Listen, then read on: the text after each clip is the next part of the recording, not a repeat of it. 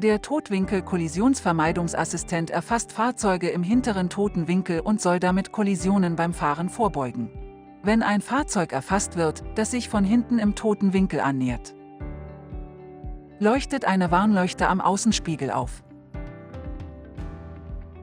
Wenn der Blinker für einen Spurwechsel gesetzt wird, weisen eine Warnleuchte, ein Warnton und ein Lenkrad-Vibrationsalarm den Fahrer auf das Risiko einer Kollision hin. Beim Verlassen einer seitlichen Parklücke wird die Bremsunterstützung zugeschaltet, um Kollisionen mit Fahrzeugen zu vermeiden, die sich im toten Winkel nähern. BCA kann im Infotainment-System eingerichtet werden. Kia. Movement that inspires.